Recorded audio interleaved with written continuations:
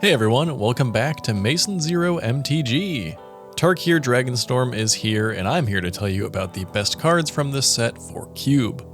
Now there are a lot of really cool cards in this set. I really like it. I'm a big fan of Tarkir personally, but I'm gonna be honest, there's only a few big slam dunks for Cube in here, followed by a lot of interesting things that are definitely a tier or two down. So I think there's a lot here to consider, but very few cards that I think are going to be auto-includes. That said, a lot of fun stuff regardless, so let's take a look at some of these potential choices. Now, of course, one of the reasons that this is a hard set to evaluate is because a lot of cubes don't run any 3-colored cards, or they only run 1, so these have to be the best of the best, and it's pretty unlikely that they're going to be. But that does narrow down the amount of cards from this set that are even viable. And as always, unless I otherwise note it, I am roughly basing these evaluations off of the MTGO Vintage Cube, as this is the most well-known cube, and it uses many cube staples that are played in both powered and unpowered environments. So, just a little disclaimer. Let's get into it. Champion of Ducson is a fantastic card for lower power synergy cubes. It looks fairly unassuming, but it actually plays quite a few roles. It's a 4/2 for 3 with Trample, which is a pretty good body on its own, but that 4 power allows it to synergize with the prevalent Power 4 or greater theme. Imagine dropping this on turn 3 after a turn 2 Nessian Hornbeetle. And once it dies, or once it's milled, you can pay 2 and exile it to put a +1/+1 counter and a Trample counter onto another creature. So it has synergies in Power 4 or greater, Graveyard, and counters, all of which are common themes in low power synergy cubes. This is a great design that really bridges between these themes very nicely. Sinkhole Surveyor has people talking about a potential upgrade for Bitter Blossom. This 2-mana 1/3 creature has flying, and when it attacks you lose 1 life, and either put a counter on it or make a 1/1 token. Now this token doesn't fly, and the Surveyor will be vulnerable when it attacks, instead of Bitter Blossom, which just has to sit there. But since this is a creature, its ability to attack can't be ignored. You're going to be outputting a lot more damage than Bitter Blossom does. That, and it can grow big enough that it can survive combat. Blocking a 2/4 flyer on turn 3 isn't going to be easy. It only takes a couple counters on this guy until it's making tokens without really worrying about dying in combat. Now, one point in Bitter Blossom's favor is that it survives board wipes and then can keep making tokens, and this as a creature does not. But I think if you're choosing between the two, both picks are totally valid, and it's up to you to figure out which card fits with the rest of your cube, but I think in general this is a minor upgrade. White has some solid denial cards, and Voice of Victory is a good one, because not only does it have a denial effect of preventing your opponents from casting spells on your turn, but it also makes 2 temporary 1/1 tokens whenever it attacks. Any card that can pull double duty is a solid pick, and this does both control and aggro very well. Personally, I think most denial cards like this end up being too narrow for something like Cube, but this is actually a generically useful effect found on the tried and true Cube card Teferi Time Raveler, but it leans more towards an aggro deck that doesn't want to get disrupted by a blue deck, rather than Teferi, which has blue in him, so he's a control card. So yeah, I think this is great having this be in mono white. Elspeth Stormslayer is a great planeswalker for a white tokens theme. Her passive is literally just Anointed Procession, so you're paying 1 more mana for a version of that card that will also immediately poop out 2 1/1 tokens and go to 6 loyalty. Elspeth is a solid planeswalker for white in general though, because she can make 2 tokens and go up in loyalty if you're behind, and if you're ahead you can just use her 0 to give your team flying until end of turn and possibly just win on the spot. And if you really need it, her -3 can take care of a big threat. Overall, every ability is useful, and it's nice that they're all usable immediately and there's no ultimate, and that she has a passive on top of that. The only thing is, what do you take out to put her in? Anointed Procession is the obvious choice if you run that, and you would prefer all of this extra text, but otherwise, it's hard to do a Planeswalker swap. I think I'd still rather play Elspeth Sun's Champion, which does a lot of similar stuff, but is maybe a greater threat in a vacuum. That said, I'm not married to only having a specific amount of planeswalkers in each color, and I have a lot of planeswalkers in my cube already, so I think I'm just going to swap out Anointed Procession and run an extra planeswalker in white. Why not? Rock Curse Rakshasa is a cool piece for a black-based aggro deck. It is a 2-mana 5/5 with Trample. The only downside? It's basically a ball lightning type of effect. It has Decayed, so it can't block and you have to sacrifice it after it attacks. But later in the game, it has an ability to exile it from the graveyard and put a Decayed counter on creatures. To translate this into how it actually plays out in a game, When you and your opponent each have a wide board, and you need to do something to get them through, this essentially makes all of your creatures unblockable. And if you don't finish off your opponent right then and there, you still have a chance at victory since those creatures will sacrifice if they attack, and they still can't block on subsequent turns. I always like a card that's good in both the early and late game, and this definitely has that flexibility. Sage of the Skies is like a Vampire Nighthawk but in white. Well, I suppose that card kind of already exists, but trust me, this one's even cooler.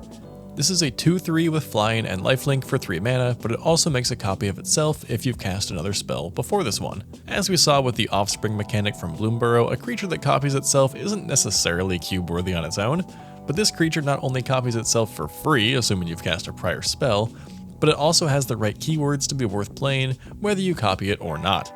A 2-power creature with flying and lifelink might just be enough for you to win the race, and 2 of them will potentially rocket you super far ahead, making massive swings to life totals in the game.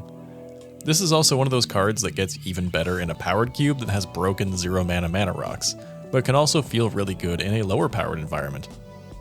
Desperate Measures is a new variant of Village Rites, and I think a lot of cubes will want it. It gives a creature +1/-1, and when it dies under your control this turn, you draw 2 cards. So if you were going to cast Village Rites on a 1/1 token anyways, this is kinda just the same card. But then it pulls triple duty as a combat trick and a removal spell. You won't feel bad about casting this to kill an early Ocelot Pride or Ragavan. The flexibility is really nice. This is truly a modal spell in disguise. Descendant of Storms is an alternate version of Usher of the Fallen. It is essentially the same card, but I would say slightly upgraded. Both are 1 mana 2/1 creatures, and they have similar abilities. Usher can pay 1 and a white to make a 1/1 token once at any point on your turn after you've attacked. Descendant asks you to pay 1 and a white as soon as the creature attacks. But while you can still make the 1/1 token, you can also just put a +1/+1 counter on the Descendant. Usher is good because you can wait until end of turn to decide whether you want to pay, whereas Descendant, you have to decide in the moment. But I think the flexibility of being able to put on a counter instead is worth it overall, especially since the counters can make it relevant as the game goes on. Plus, it's a human, which may be more synergistic than a spirit. One of the problems with spells decks, and with equipment decks, is finding a balance between the different card types. Cori Steelcutter has Flurry, which is an ability that triggers when you cast your second spell on a turn. Its trigger is to make a 1/1 token with prowess, and then attach this equipment to it. The equipment grants +1/+1, trample, and haste, all of which are pretty solid in a Spellslinger's deck. It's nice that if you're out of creatures, a turn where you cast 2 spells can set you back up. And as some people have pointed out, the token it makes is also made by Monastery Mentor, so you don't have to get any new tokens if you're already running that cube staple. 3-color cards can be pretty difficult to justify, but I like Fangkeeper's Familiar even though it's far from a slam dunk. This is a Sultai card, and the most commonly played Sultai cards in Cube are Leovold, Emissary of Trest, and Muldrotha the Gravetide. But I think the time of Leovold being a staple is possibly in the past, as the effects on his card are good, but are they really worth playing a 3-color card when you can get similar effects in single color?